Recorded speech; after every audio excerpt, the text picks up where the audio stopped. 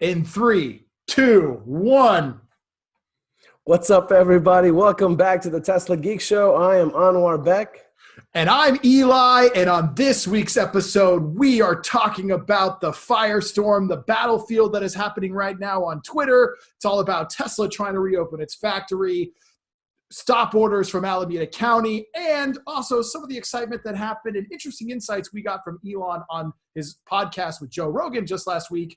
But before we jump in, I got to let you guys know we have a very special guest with us today that I'm going to introduce here shortly, but it's Safian from the Third Row podcast. What's up, guys? All right, guys. This week's episode of the Tesla Geek Show is brought to you by Matt Home from the Home Team. You guys heard we might be getting a huge gigafactory from Tesla in the state of Texas, possibly Austin. So if you need an awesome realtor, make sure you hit up our friend Matt Home. You can reach him at his website, www.mattsellsaustin.com. Or if you just want to call him directly, he can be reached at 512-769-1695. Or email him at matt@mattsellsaustin.com. Matt's an OG Tesla Owners Club president. He's been involved with Tesla for many, many years. So if you want to buy or sell real estate in Austin and want to be riding in a Tesla, make sure you hit up Matt. Matt's such an awesome guy and contributor to the community. I remember being at Fully Charged Live, and Matt, I don't think even got to see a single seminar because he spent the entire show giving people shuttle rides from the parking lot to the event in his fleet of Teslas. So Matt's an awesome guy. Thanks for all that he does for the Tesla and electric vehicle community. All right, so without further ado, let us bring in our special guest, Safian Fraval. Woo! Welcome back to the Tesla Geek Show, brother. Thank you, man. Is this episode number 4 I've been on? I can't remember. I'm losing track. Something like that. I think you were on like a very early episode with us too. Like I know you. I think it was good times. Yeah, it was like episode number 3 or 4 or something. We've had you on pretty much since the beginning. Yeah, it's always been fun. Actually, it was your inspiration that made me realize that I could do this, and then the Third Row was born pretty soon after that. So that was quite amazing. And you guys have really killed it. And by the way, it's you who inspired us to get our video act together and do what we're doing right now on Zoom. So like it's true. A feedback loop. Love it, man. It is. We all help each other, man. So let's jump into what's been happening because like it has been fireworks the past few days. Like Anwar Beck, kick us off. Where do we even start with this? Like everybody knows what's going on now and Elon's fighting about reopening the factory, but like where did this all begin? I think we kick this off by talking about this like Tesla versus Alameda County, okay? So we know, I mean, we're in the middle of this crazy crisis, but basically this weekend, the Third Row, actually, Twitter is what started. The thread that Third Row Tesla put up there on Twitter was, so apparently Alameda County doesn't think Tesla should reopen until June 1st. And then there are a few other tweets after that. And then our good friend Ross Gerberger said, time for a lawsuit. And then Mr. Elon Musk, let me just read it so our audience knows word for word what Elon said. So Elon basically, Safian, how did you call it? What did you say? On the June 1st? Wait, what do you mean? No. Elon. Oh, the tweet storm? Tweet storm. The tweet storm, yeah. The Elon Musk tweet storm started. So basically, Elon jumped into the thread here between Third Row and Ross, and basically, I'll read it word for word and then we can discuss it. He said, Tesla is filing a lawsuit against Alameda County immediately. The unelected and ignorant interim health officer of the Alameda is acting contrary to the governor, the president, our constitutional freedom, and just plain common sense. If that wasn't enough, he took it up a notch, Elon Musk style. He said, frankly, this is the final straw. Tesla will now move its HQ and future programs to Texas/Nevada immediately. Boom! Boom! Bomb! And then he gets further. He goes one step further. He says, if we even retain Fremont manufacturing activity at all, it will be dependent on how Tesla is treated in the future. Tesla is the last car maker left in California. So those two tweets together, that's the meat of all the drama that ensued this weekend. It's like this battle between Tesla and Alameda County. I'm going to jump out of timeline real quick because today Lucid Motors threw in a hilarious tweet into this. They retweeted like a screenshot of like Elon and Donald Trump's tweets and said, hey, they're not the only manufacturer in California. And then Dan from What's Inside jumped into my retweet because I just said this is funny and said, they're as much of an auto manufacturer as In-N-Out Burger is because neither of them have produced a single car. Oh my God. Burn, man. Burn. Wow. That's cold. That's some cold shit right there. Yeah. Kind of well deserved. So let's back up. So this is where things all kicked off. Soph, and we're back. Like fill us all in because I'm still wrapping my head around all of it. Even though I've been in the trenches in the middle of this, I'm still shocked at everything that's going on. Yeah. Soph, I mean, kick it off, dude.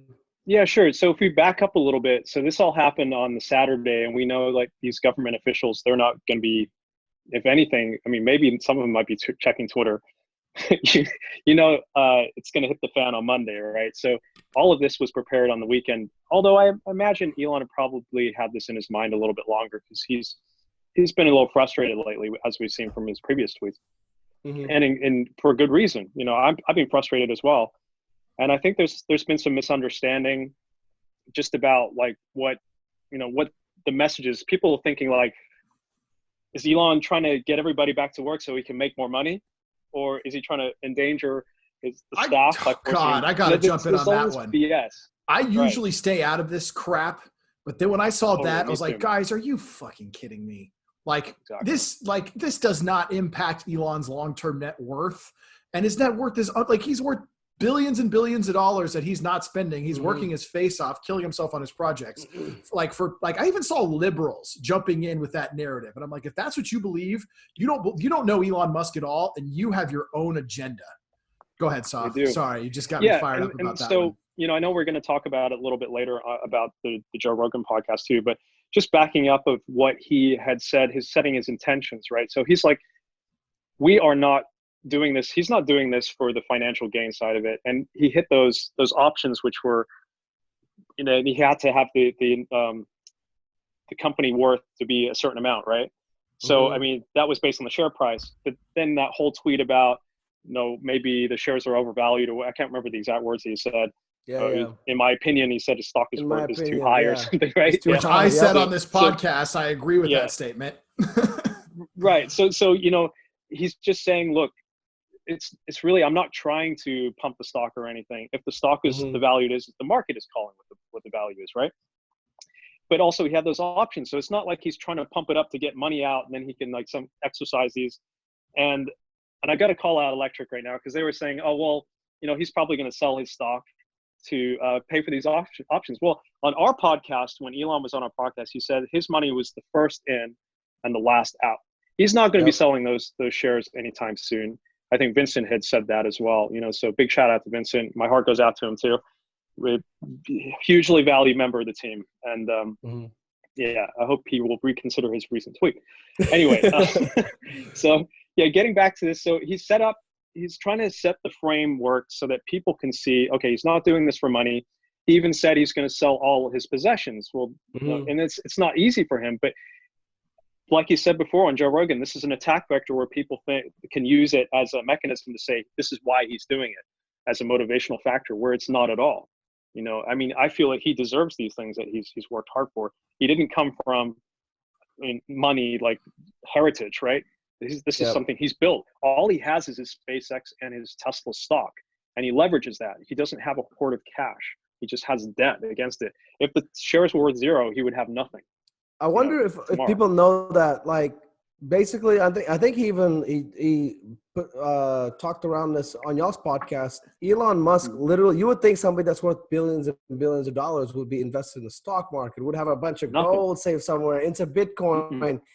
Elon's basically like, dude, he owns two things: shares of Tesla and SpaceX, right? I mean, he's got some assets like his houses and stuff, but that's why he's like, I'm just going to sell those things. I don't want to be attacked from people saying that, I'm a billionaire, and just, that's not what defines him. I loved what he said on Joe Rogan's podcast, maybe one of my favorite lines of him ever. And he said some really profound stuff, but he said, what's important, a house or Mars?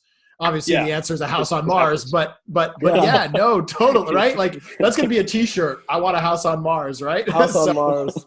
no, but And like a lot of people sure. don't realize too with Elon Musk that like literally he came to America with like a suitcase and $100 and Yeah, he made it told the on his story on our own. podcast. Yeah, Yeah. that's what I'm quoting from. And like later on, once Exactly. PayPal was actually doing really well, his dad was one of a dozen investors and put in not even a huge amount of money, but like he wasn't like given. This isn't a Donald Trump story, guys. He wasn't born on third base thinking he had hit a home run.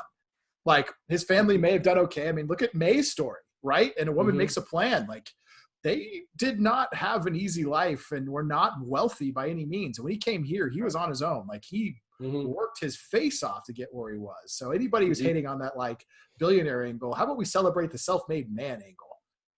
Exactly. And that's the thing. He is a man of the people, and he's always thinking, how can I make this better for all humanity? How can we get the most joy out of these vehicles and, make the world just change it for the better. Right. So I think that's the key. But so coming back to that, why he set up the stage for saying these things, it's like, this is the reason he's doing it.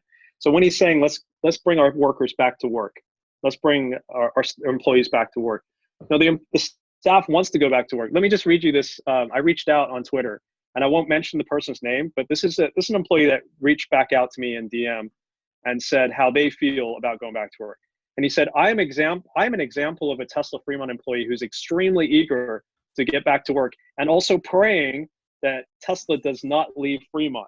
So this whole thing, I think we'll talk about that a little bit too, kind of, threaten the relationship with Tesla. You said, like in that tweet, Elon said he's going to move headquarters right to Nevada and Texas. Yep. So, I mean, this is a tragedy for our state. I'm going to add to that too. I actually had a text conversation this afternoon from someone at Tesla I won't name to ask what I knew about Tesla's move to Texas, because they're trying to make long-term plans for their career and they want to stay with Tesla, but they don't want to move to Texas. Like, yeah, true story. Texas. Here's the deal. I told them I wouldn't move to Texas either, but I'd make an exception for Austin. So my hope is they end up in Austin and maybe we can convince some of these people to go. Austin's an awesome city. If someone told me Austin was in Texas, I thought I would have said they were lying until I went and visited.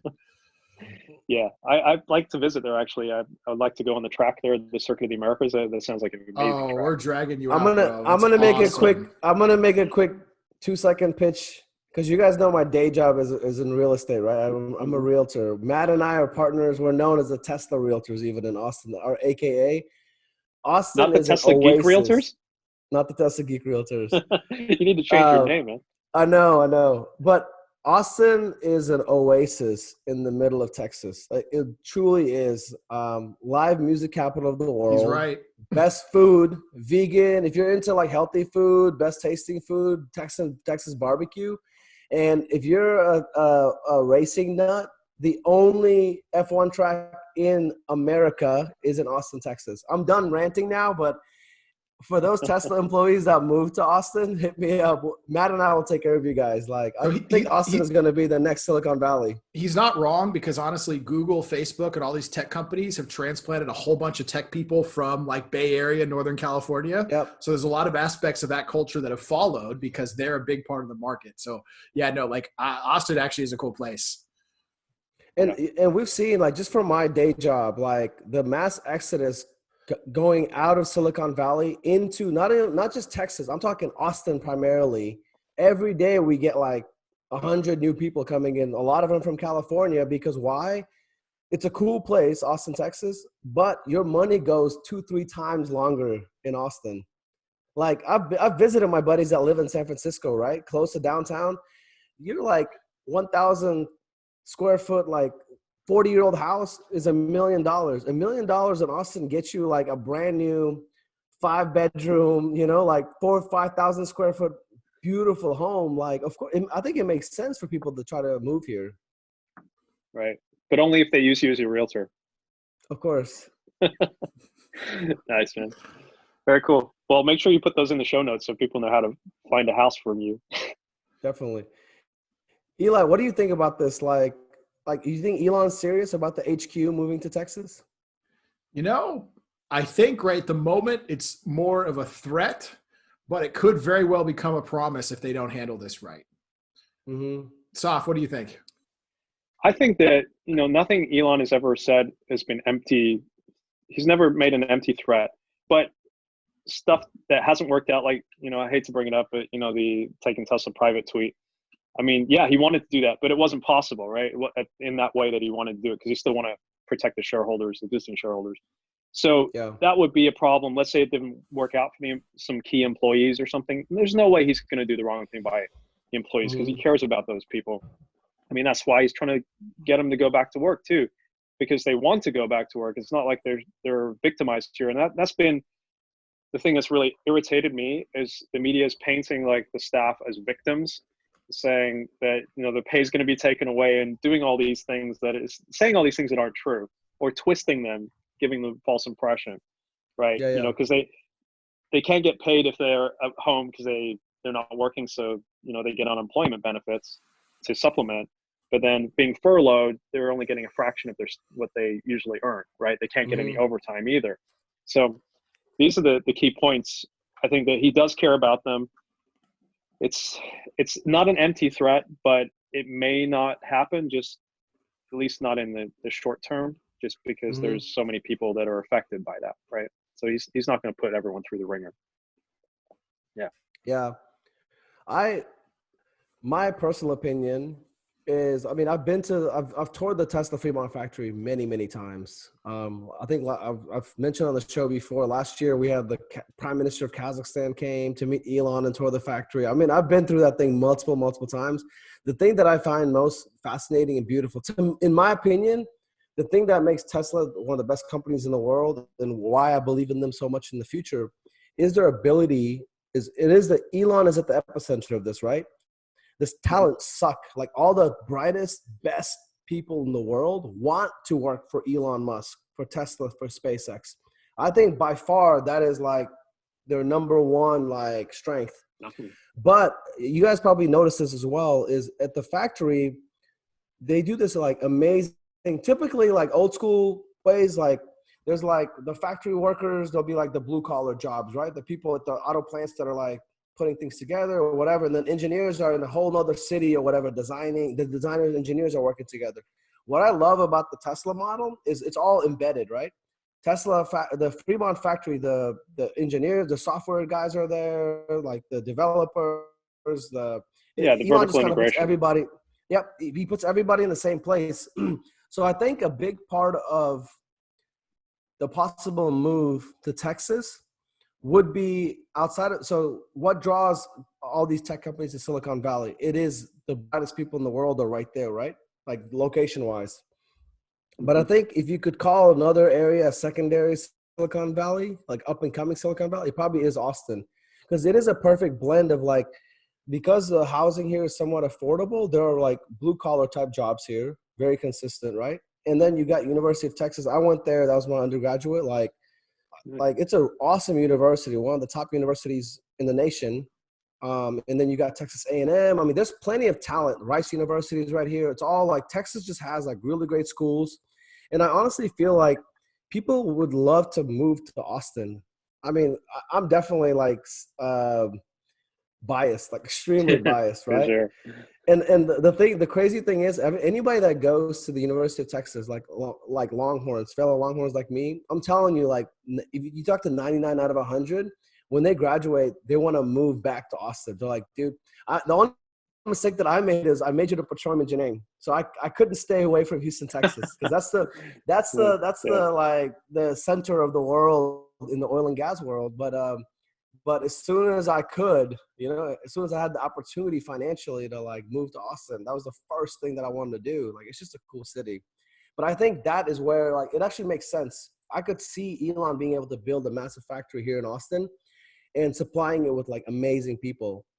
I mean, he doesn't need everybody from California to necessarily move to Austin. I think there's plenty of just jobs the key here. guys. Just the key people to come and train and all that. I feel like it could happen. Yeah, all of those guys have to be on board though. So I think that's possible. I mean, people are committed enough to Tesla. Tesla isn't something that, it's not just a job. This is a lifestyle. Even for us as fans, supporters, shareholders, it isn't something that is just, you just watch on the sidelines or something, but you take part in it. You're participating, right? It's a contact Yeah. sport. being Yep. a Tesla fan. Yeah. That's a good way of Yeah, putting I it. It love really is a contact sport. especially on Twitter. Things get kind of messy But sometimes, but you guys do know, still to this day, like policy wise, Tesla cannot Alameda. officially direct sell. No. They in Texas they cannot sell vehicles directly. Oh, Correct? In Texas. Yes, that's correct. So yeah, they're that's gonna have been to one change of that. the big Mhm. things about that. That pretty clearly, if Elon's going to bring a factory there, that's going to have to change. Mhm. Right, I and love they may be motivated. Sorry, go ahead. the governor. There's a tweet by Greg Abbott, the governor of Texas. He tweeted, like, he jumped in these threads this weekend, and he said Elon Musk could save billions in taxes if Tesla moves its headquarters to Nevada or Texas. And he just saying, I mean, Texas definitely compared to California is much more like business friendly towards Hmm. corporations and all. You know what I mean? Like, I think Elon and Tesla will definitely have a much easier time with regulations and policy in the state of Texas. But not to say, but the what do you call it? Not the manufacturers, but the dealers have a Hmm. very strong foothold in Texas, extremely strong. Right. Well, that would all change if Tesla's actually manufacturing there. I mean, could you imagine? Yeah, I want to go buy a Tesla in Texas. They make them next door to you, but you have to go to the neighboring state or something Hmm. to actually pick up your car or something. I know that would be kind of funny.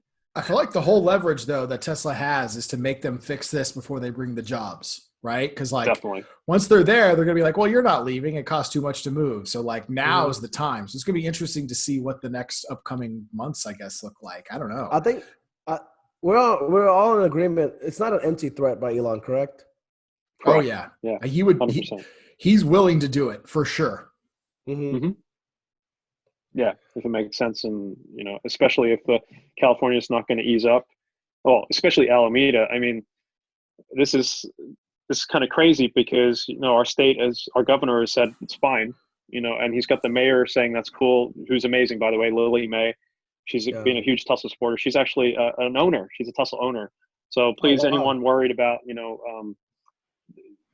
the government officials, Lily's on our side. So thank her a lot. She's a really good person.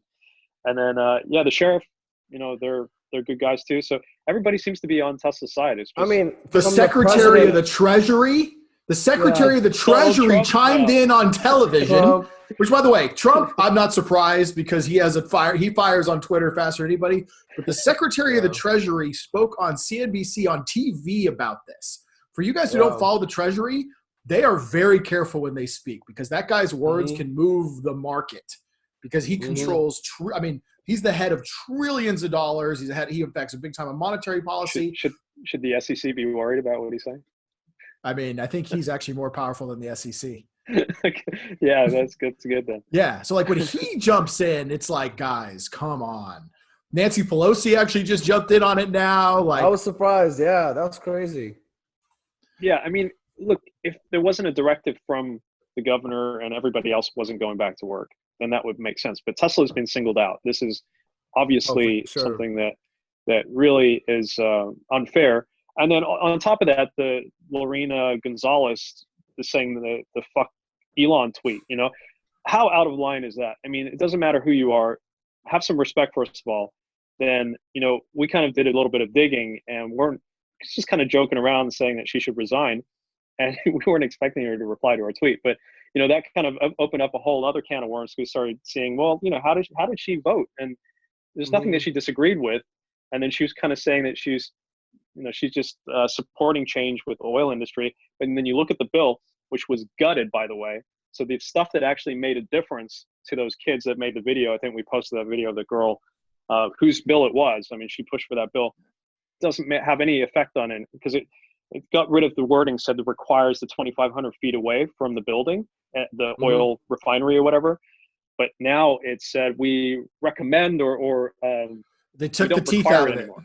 They took the They teeth took out. the whole, yeah, so it doesn't even matter anymore. Yeah. So Yeah. And then we look Just at the donors she got through the PACs and super PACs, and guess what? Who were her big sponsors? What were the brands? Somebody tell me. yeah, Chevron and Shell, Big oil. big oil, yeah, pretty much. But yeah, I mean, this is the thing is like you pull on a thread and you just follow the money and you see where people's decisions are made from. So Yeah. what more can you say about that, right? It speaks for itself.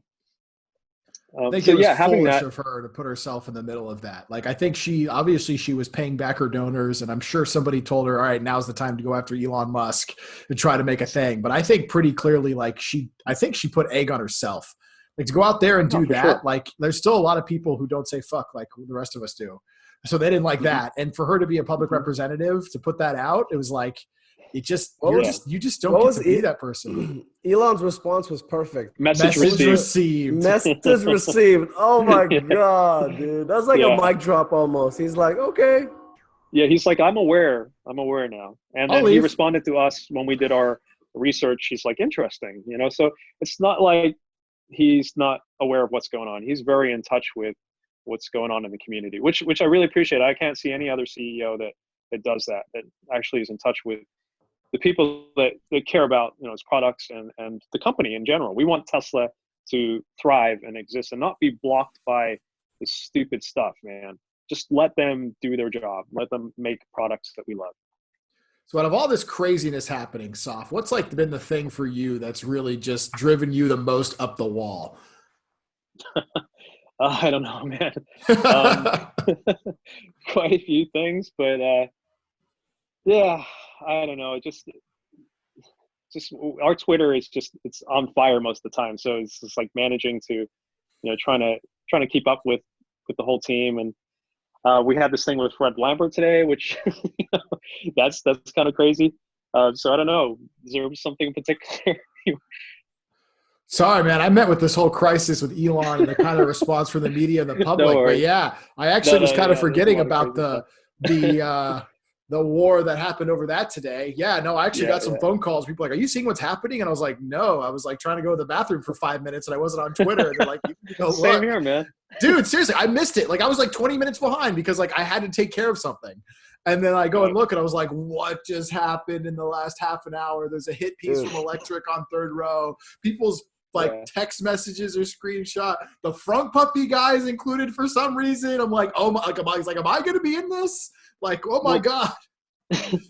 This is the only thing I'll say about Fred. And, I'm actually kind of sad about it because he could be a big part of the community, but he chooses not to be a part of it. And instead, block us. He blocks me.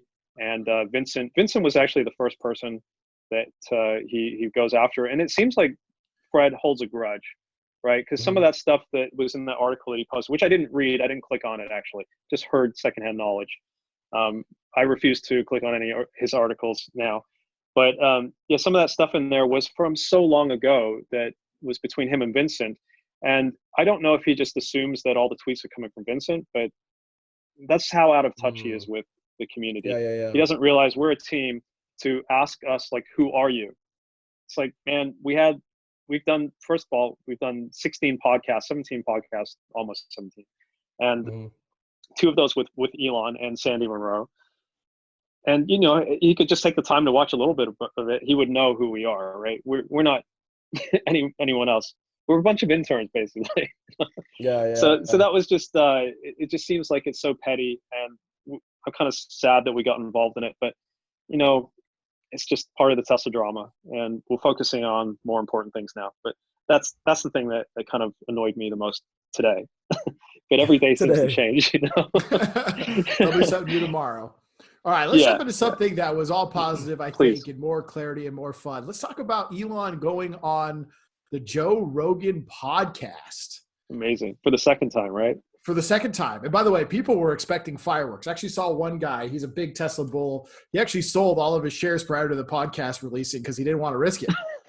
He sold like a couple thousand shares, which by the way, the stock barely moved that day. It didn't move. It didn't. So he bought it back the next day at like literally the same price. Okay, yeah. But like literally he was so worried because he's like, I don't know what Elon's going to do. Really? I'm not risking it. Yeah. I'll look him up after. But yeah, again, I hope he's not paying capital gains on that.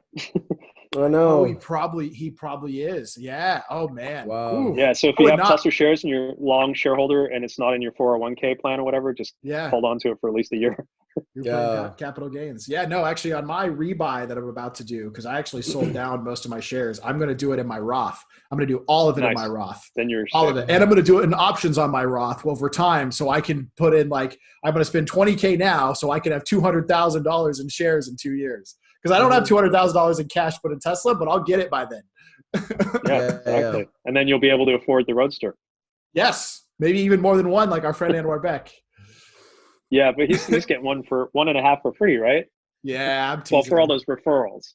Yeah, he sold a lot of Teslas. Yeah. But yeah, let's talk about the podcast, because like there's a lot of interesting Definitely. things there, and like you guys jump in. Like, what was the highlights for you? What was the thing that really like Well, you're like, wow? I just want to start off by saying one thing and giving credit to Viv, because Joe Rogan started off with talking about Ash, right? His newborn, his son. And Viv from the third row as well. She had called out, this is Falcon Heavy on Twitter without the vowels, right? She had said, this is what I think it is, because she did some research and she nailed it. She nailed it. She nailed it. Archangel, right? Everything. And, like and Elon had literally liked word her for tweet. word. So that was a dead giveaway that she was right. So I just want to do a huge shout out to Viv for that. So yeah, she's amazing. But yeah, go ahead, go on and talk about the highlights. But the meat of it, like I think he spent most time talking. They did kind of like talk about COVID and things of that nature. Elon, I think it was a good time for Elon to kind of like elaborate on some of his things that he shared before. He tried to voice his opinion on the earnings call. But I love the Joe Rogan show because it's kind of like this. It's kind of like how he was interviewed by you guys. When you give Elon some time to like truly express what he's thinking and like all that, and it's not a snippet and people aren't editing it, I think he did a good job of explaining from his point of view. And then they jumped a lot into Neuralink updates, and that like some of that stuff blew my mind, dude. When Elon said possible human trials by the end of 2021, I just had that like brain exploding emoji. I was like, what is he talking about? Yeah. And you know, Eli, I don't know muted. if you and hopefully your brain isn't exploding as a result of the human trials. I'm not going to lie. I will sign up for early trials, by the way, as soon as possible, because this technology, if you understand that we're basically a wet computer, dude, that this is 100% going to work. Yes. Yeah, just like Elon said, you can get a loan for this, like once it's to that stage where then you get superhuman powers, you basically make back the money on that loan in like a couple of weeks. Exactly it. That's why I'm willing to take the risk, because like it actually isn't very much of a risk, because as soon as we get the interface, it's just one computer to another. It's just an integration problem. And those of us who work in tech, who had to work across none of this systems, anymore, you know? Yeah. If I can input what I've got up here directly to digital content, I will pass what's his name? What's the world's biggest YouTuber? Give me I will pass that Casey guy. Neistat. Yeah. Not Neistat. No, you're talking about who did the meme review? I will go after. I will be taking on PewDiePie. If I can plug directly in and translate like that, I will be creating videos at light speed. Are you kidding? Exactly. It will be because your mind can visualize all these things. It's just we're limited by our output. Just like it's 100 bits per second or whatever ridiculous slow rate. And imagine the whole decompression thing. Crazy. Sorry, go ahead, man. No, I love what you just said. Imagine if a computer could visualize your thoughts and your ideas for you almost relatively instantaneously. So you can quickly see your own ideas and either develop them or ignore them. Like we would be so much faster. Like if you could and also share them, dude. Can you imagine sharing all this visual information now? I mean, most of us, we process visual information better than other stuff. We're not communicating that way, No. Actually, when we do communicate, a lot of stuff is nonverbal because we're paying attention to how the face is reacting, expressions, all these sort of stuff. It's like we've evolved this way, but we're still stuck with this archaic, tones. That's the part of the whole. You're right. Our language is really only a little bit better than Morse code. Yeah, that's the part of the interview, and I was like, "What is he talking about?" Like, it took me a little bit to connect with it when he said we can communicate without speaking. Well, think about it this way, man, because if you can control a keyboard virtually in your head, you could press the keys without actually physically pressing them. How fast do you think you could do that? Or not even having to press the keys. You can choose the words you want to say, and the computer already knows. Like right now we have to convert speech to text. What if we can convert brain waves to text? Just thought. And we Like, as soon as can't. I think Think it, the word, you boom. visualize the whole sentence you want to say. It's said already. Yeah. You don't have to say it, you know? And that's the computer is process, already right? When I interpreting want to type something, Yeah. I'm thinking it, and then I have to like line my fingers up to move, and I make a typo, and I have to back up. If I Right. could just write words as fast as I think them, I'm writing 1,000 words a minute.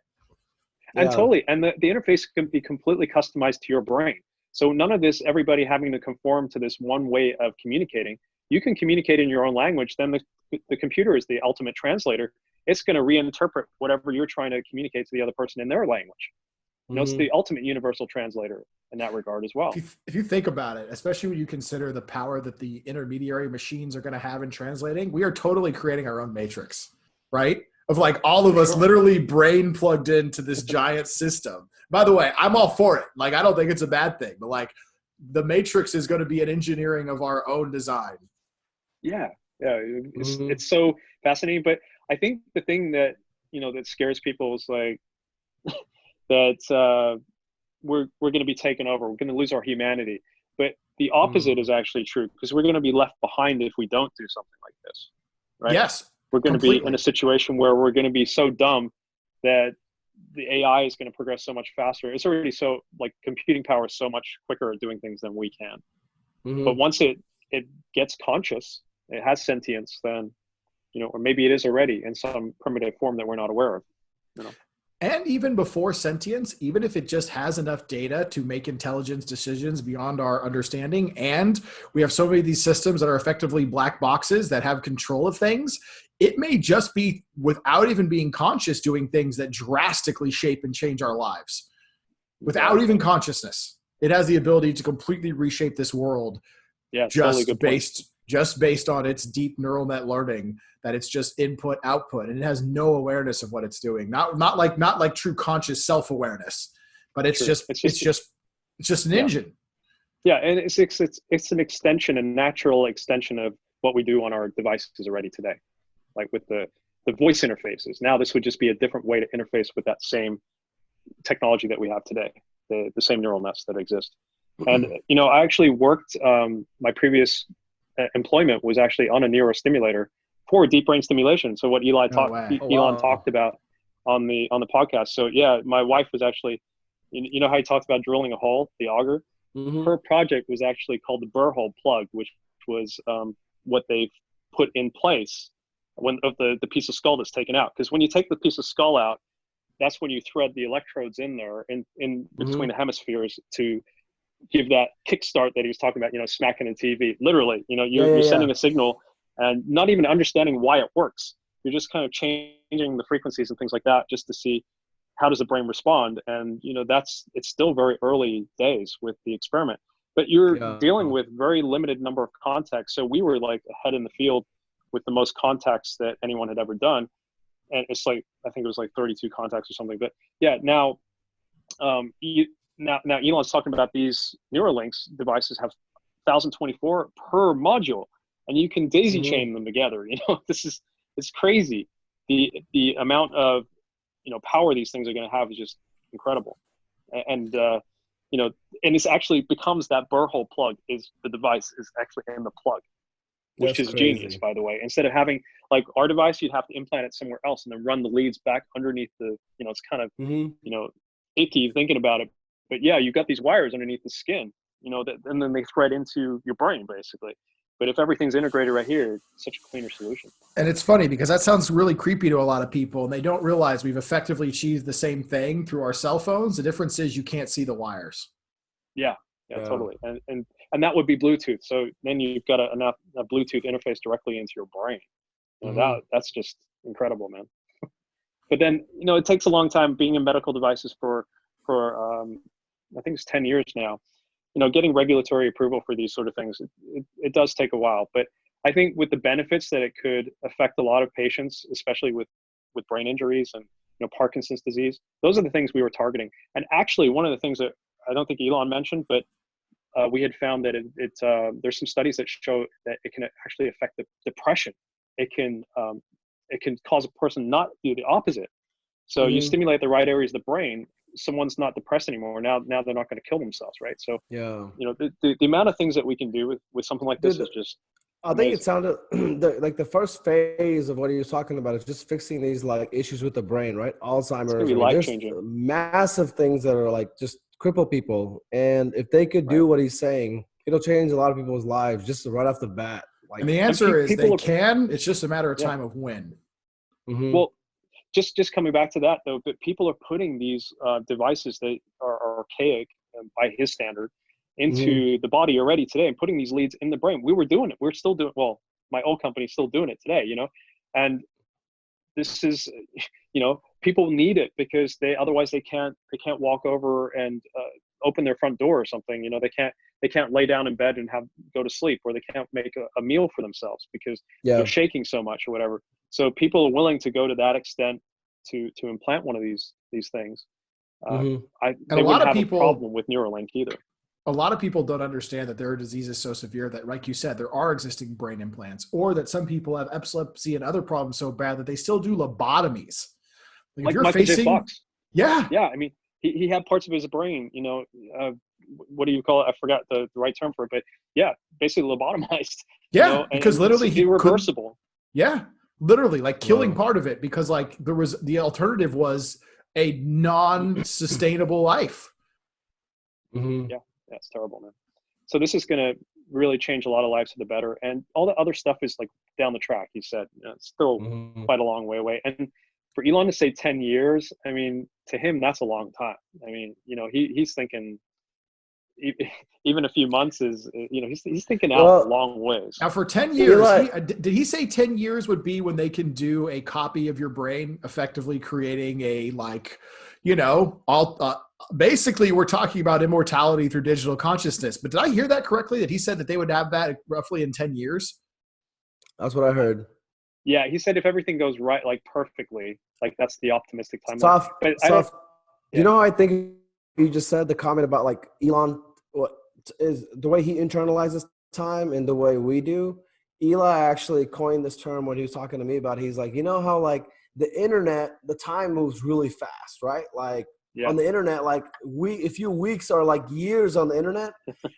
To me, I feel like in Elon's head, it's probably like that. When Elon is saying 10 years, for him, that's for a normal human being, that's like what we think of like 30 years or something. Do you understand what I'm saying?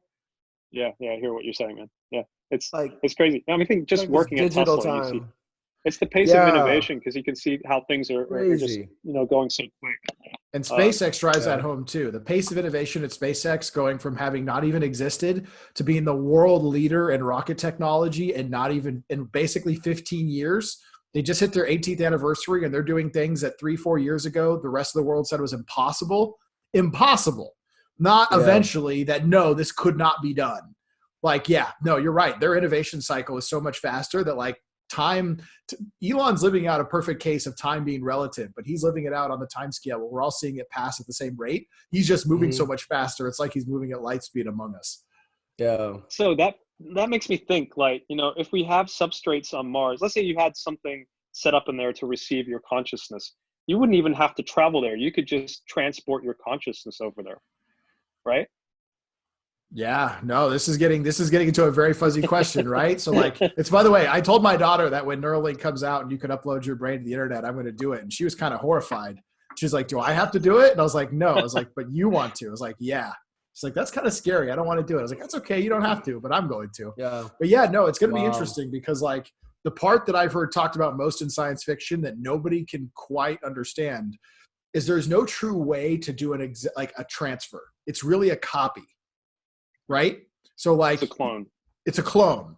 So like the question is like, and again, it's one of those things of really better understanding our own reality that we don't know. But like at the moment, we're effectively a computer that shuts down every night, restarts the next day. And sometimes we're not even running the same software that we were going a little different every time. Yeah. A little different. Enough of us is the same that we still like, kind of where to believe for us. But like, when we get copied into the thing for that version of our consciousness, it's just going to be like, oh, hey, like new day. But then the other half of us exists. So like, that's going to be wild to find out. And like, let's say if you did send the consciousness back and forth, did you die? Is it a new copy of you? Like, I don't know, man. Like, I think this kind of redefines our entire reality and what this actually means to be human in a way that, like, a lot, like, it's really hard to fully, like, appreciate, because we've always just known this meat suit, right? And we're talking about life beyond this meat shield that we're stuck in. Yeah, it's so fascinating to think about the possibilities. But it's funny because this just makes me think of a couple of episodes. I'm a big Star Trek fan, and especially Next Generation. And there was an episode where Riker, there was a beam out mishap or something, and the beam actually got reflected back to the surface, so it actually became two of them. And at the moment that that copy was created, they were identical. But once their lives diverged in terms of their experiences, they started becoming different. So that's a very good possibility. Like, you're going to have a different version of you, right? It's not going to be exactly the same as you. Maybe at that moment, you guys might be the same, or you and your copy or your clone. But then you start becoming your own person after that. So it's going to be this weird situation. But even Elon said in 5 years' time, we're pretty different to how we were 5 years ago. Yeah. Right? And the way that's changing like, they talk about that. I forgot what they call this scale, but they basically look at the pace of innovation for the planet and say, like, how far back in time would you have to go that if you time traveled, it brought somebody from the past to the future, how far back would you have to go that the world would be irrecognizable? And for a lot of human history, that was like thousands of years and then hundreds of years. And now it's to the point that if you even brought somebody from 30 years ago to today, they probably couldn't even function in today's world.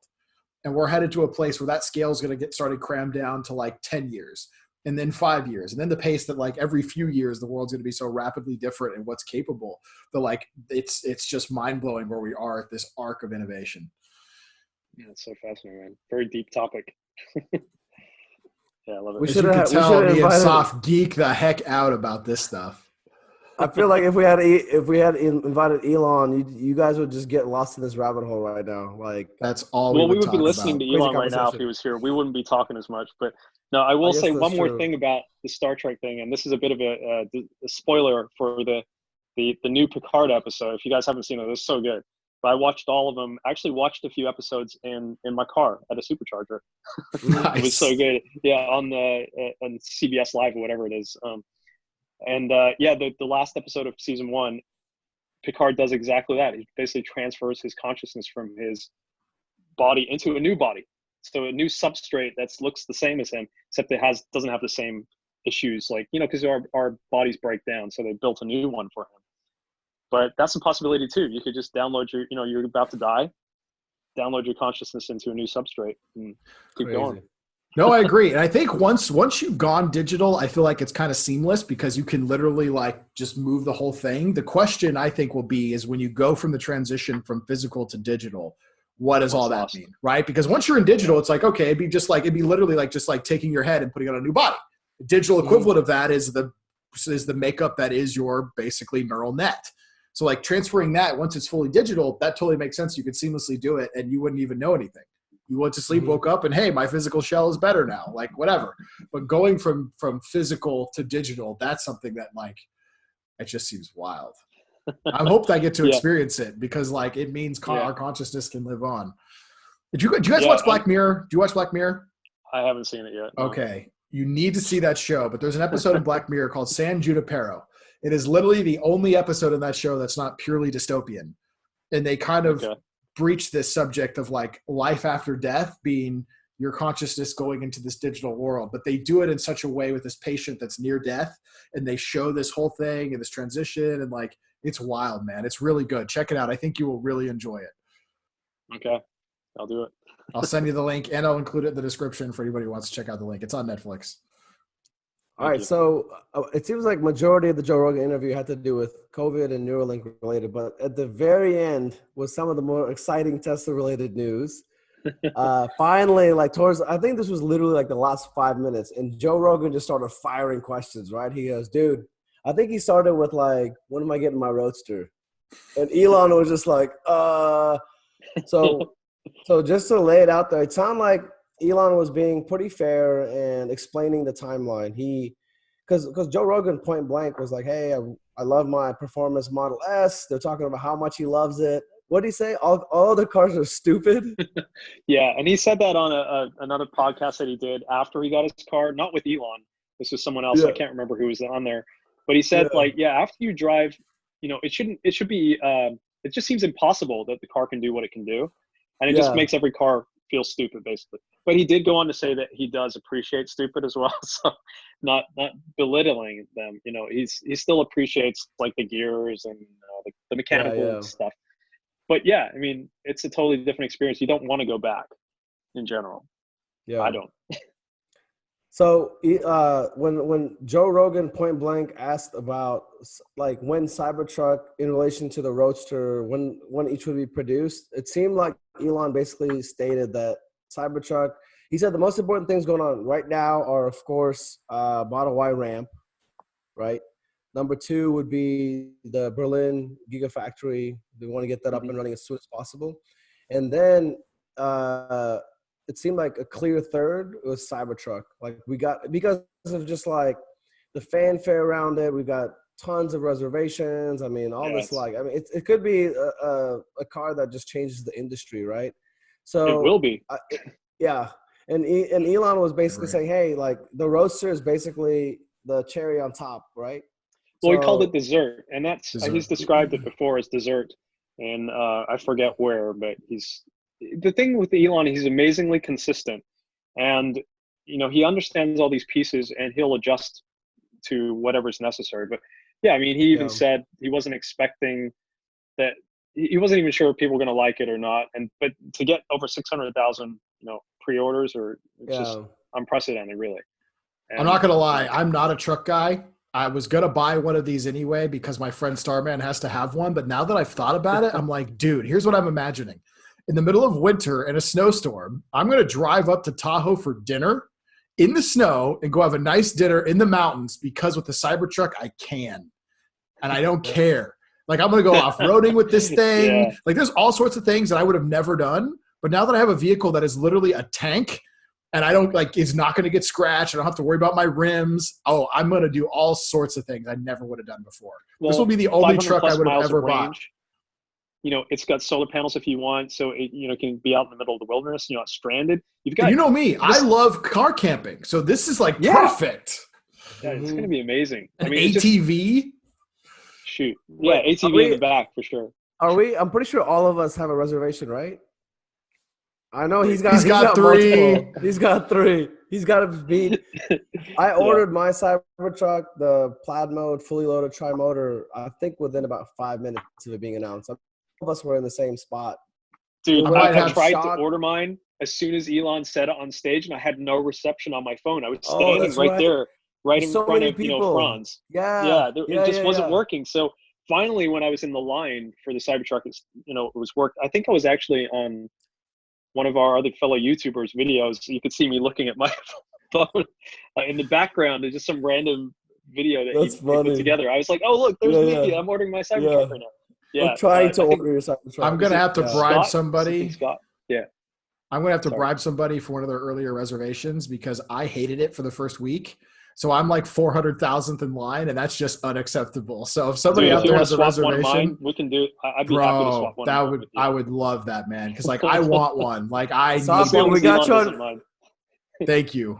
Because seriously, like I'm just like I can't wait. It'll be 3 years. Like so many of those pre-orders are going to deliver, and where I'm at in line, it would probably be 3 years before they get to me. Yeah, I think with my slight delay, I think I'm still in the 20,000 or something. That's great. That's in the first couple months. Yeah. And if you're one of the tri-motors, you're going to get it first anyway, right? Yep. So not any of those first 20,000 are going to be tri-motors. I'll have to go check. I mean, I literally ordered within the first 5 minutes. I'm pretty sure. And I could be less than a few miles away from home of Cybertruck. And that helps. Watch and check on your being close to the factory helps because like when Tesla does orders, they deliver to California first, especially if you're looking at a quarter. It's how I got my Raven so fast. Aside from being one of the first to order, I ordered to both Fremont and Rockland. By the way, my Rockland one was ready faster than my Fremont one, which I still can't make sense of.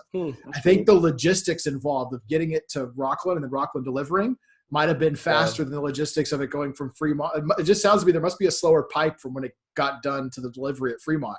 Because my Rockland one, it showed up, and they're like, it's here, come get it. I was like, oh my God, like flip the table, like I gotta go. That's hilarious, man. Yeah, it's something that only Tesla owners know, but like the delivery day on a Tesla is like just pure adrenaline joy. Yeah, man, it was amazing. Like when I delivered my actually the Model 3, my Model 3 that I got now, I was actually at the delivery center all day helping other people with deliveries. So that was I was just a volunteer. It was actually the end of quarter. That was 2018. Yeah, that was like a really That was rough a big quarter when quarter. they're ramping up. Yeah, that was a good quarter. A big quarter. And I was there helping everybody with deliveries. And I sold my Model 3. I had a Model 3, one of the very early ones. It was like a VIN number 2000 rear-wheel drive Model 3. And I sold it privately to a couple, really lovely couple. They still have it and they love it. They renamed it. I still have visitation rights, right? So I can still go see it. And yeah, they treated the couple like they had bought a Tesla from the showroom. They gave him one of the little model cars. They gave him full royalty. It was just amazing. It really warmed my heart. They didn't have to do any of that. And so they had their delivery experience, and then I have my delivery experience as well. And I was helping other people have their experience. And it was just such an amazing day. I called my car Serendipity after that because everything had just worked out so perfectly for that Model 3. That's awesome. But yeah, it's such a magical day, dude. Yeah, everybody, it changes your life. Especially if it's your first Tesla. Your life has changed forever. So basically, the timeline again, like he talked about Model Y ramp primary, first and foremost, most important thing we're working on, then the Berlin factory, and then getting Cybertruck out, right? And then he basically said, he kind of definitively said that next generation Roadster wouldn't come until after the Cybertruck had come out. So I'm thinking, timeline-wise, here's what I'm assuming the Cybertruck is going to be produced. There's no room, right, in Fremont, and they're not going to be doing it at Nevada. So this Texas Giga or Terra factory, whatever, like this, it doesn't exist yet. Maybe they bought the land and all that, but this factory that doesn't exist yet. So best case scenario, let's say they're able to replicate what they did in Shanghai, which is in less than a year, go from flat ground to get a factory that can produce. And the Cybertruck actually won't be as complex, right? Because you don't have to paint it. It won't be as complex of a manufacturing process. But it's one giant piece of rolled steel. Yep. I think like at the early, like super earliest, we're looking at, late summer of 21 to potentially, I think kind of worst case scenario would be like they'll release a few in December of 21, like late 21 Cybertrucks. So that puts Roadster to at a minimum like 2022, probably mid to late. Do you guys agree with that general timeline? Yeah, I think so. I do too.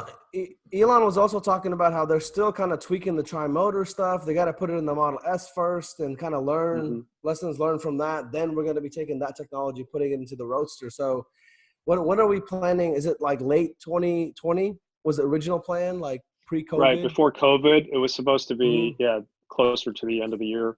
But, it's probably going to be early next year, I would say. Yeah. For the tri-motor in the Model S. Yeah, for the Plaid Model S, I'm going to guess Q1, Q2 of 2021. Yeah. I was honestly, what's crazy oh my God, me, they're going to make me upgrade again. I already freaking know. I'm already preparing my me wallet. too. No, same. I'm making some investment moves specifically. Oh, dude, it's going to be like, I think it's going to be about $150K. It's going to cost more for sure. Like I think their new performance is going to have a big bump again because what they're going to bring in Plaid mode, I think is going to be worth it. Yeah, it's not just going to be $100K. There's going to be Ludicrous and Plaid. They're going to be separate options. Soph, are you getting the itch as well? Oh, for sure, man. I'm already on to my third S anyway. So what's another one?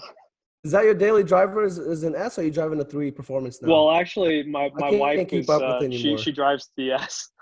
Okay. She has a need for speed. Much respect, Shelly. Wait, what is the S? Yeah. What's the model? It's a P100D with a P100D with Ludicrous. Yeah. Okay. Fully. And you have a Performance Model 3.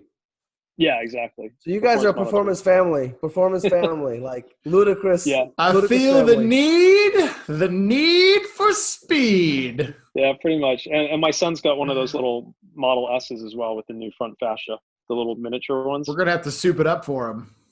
You guys are. I will one day. Dual motor, maybe tri-motor.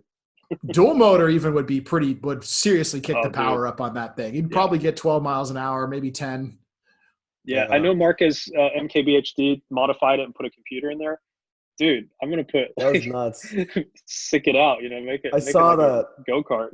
Yeah, I Yeah. saw that video with fans and liquid cooled. I was like, oh my God, dude. You could It's do too bad it anything. needs to be plugged in real close to the TV though. It'd be nice if you could just Yeah. drive around with it and it work as well. So But, whatever. So Elon's like distinction in the timeline and pushing Roadster out a little bit more actually made me feel a little relieved, to be honest. I was in this like conundrum. You guys know, like, I'm very fortunate. I won like, 1.5 Roadsters in the referral program. So I'm like super excited to get one. But if it was going to come right around Cybertruck, that's just a lot going on all at the same time. So I'm like, Yeah. I think I told you guys the story. I went from an S for a couple of years to an X, enjoyed an X for a couple of years, and then I recently went into a standard range SR Plus Model 3, and I love it.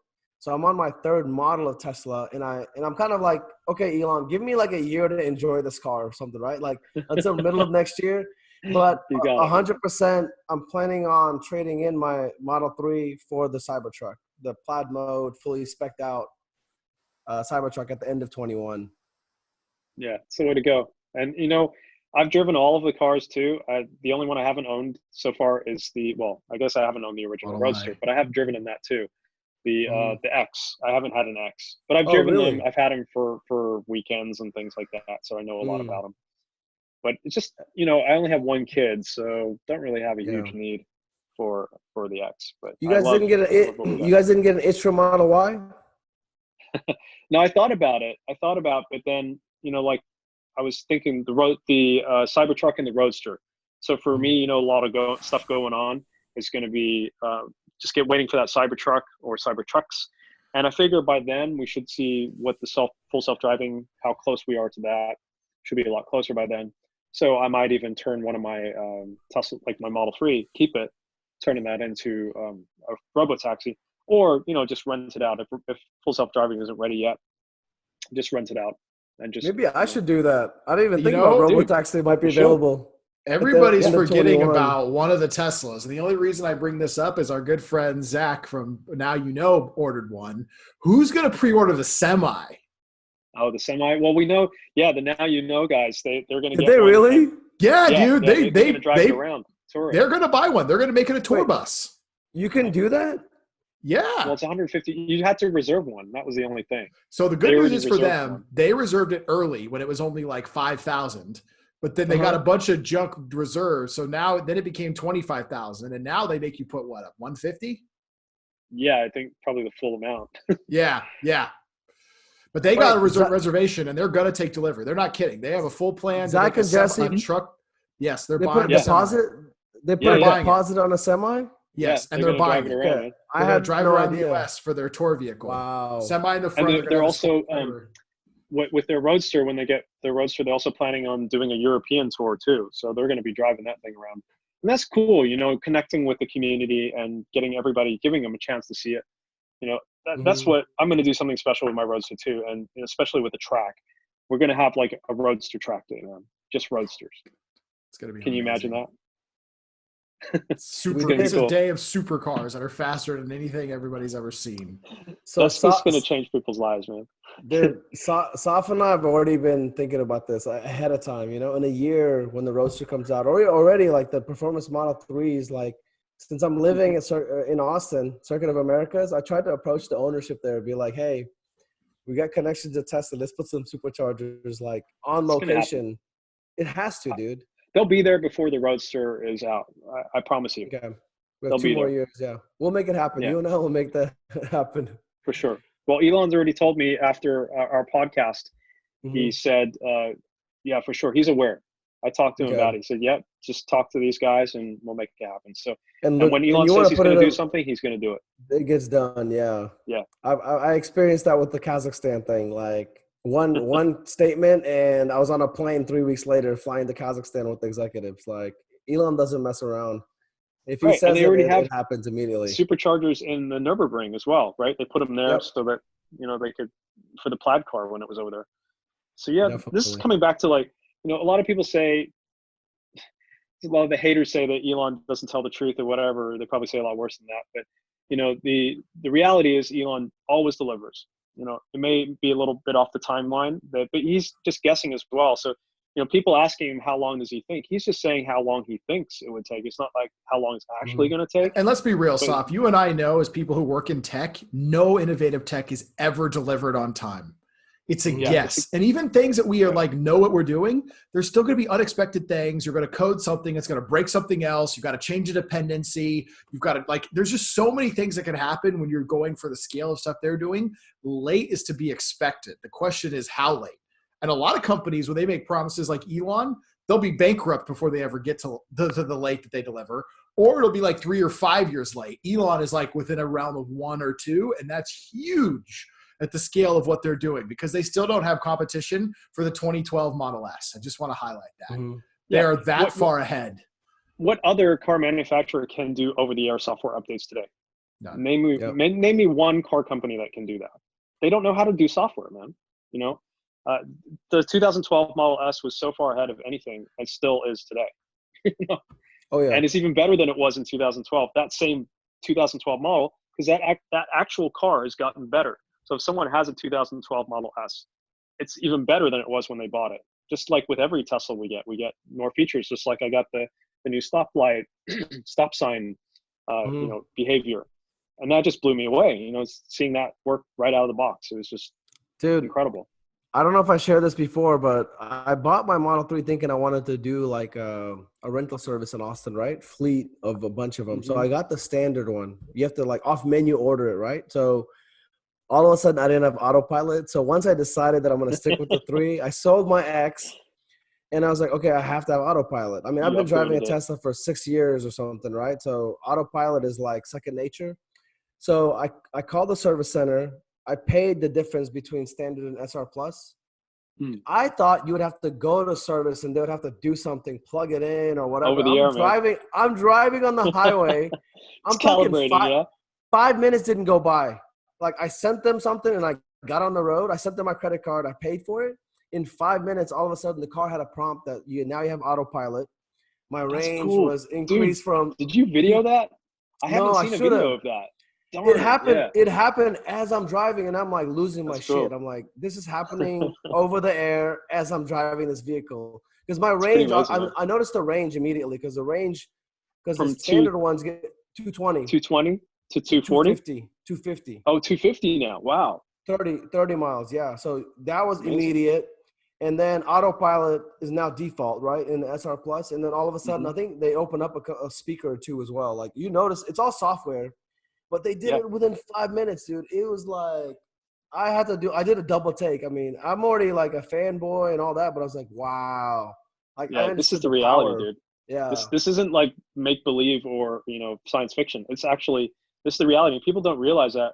Like I walk by these cars that still have like the keypad on the side of the door. Oh, I know. I'm like, this is archaic, ancient technology. We just walk up with our phones, the car's unlocked. You don't have to do anything. Yep. Yeah. It's crazy. Auto presenting doors. The Model X has automatically opening doors. It's unbelievable. But Saf, I just want to say, man, thank you so much for joining us back on the Tesla Geek Show. If you guys are watching this and you don't know Saf, I don't believe you, but you can find him on Third Row Podcast, also on his Twitter at Safian Faval.